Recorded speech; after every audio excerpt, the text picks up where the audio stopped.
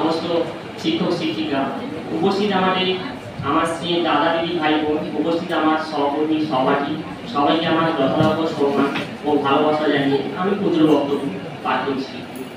আজ হচ্ছে বিদায় দিন। বিদায় হচ্ছে জীবনের একটা পড়ার সমাপ্তি বা অধ্যায়।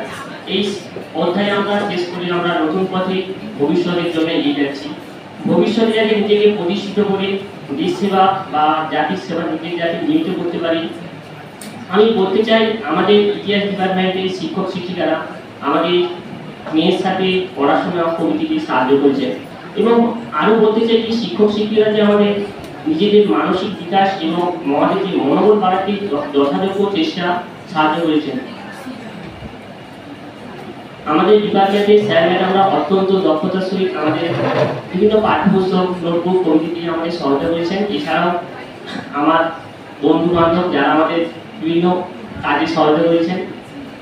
আমি পরিশেষে বলতে চাই যে আমার আচরণে কোনো শিক্ষক শিক্ষিকা আর যদি কষ্ট দিয়ে থাকি আমাকে ক্ষমা করবেন। এই বলে আমি আমার ক্ষুদ্র বক্তব্য শেষ করছি।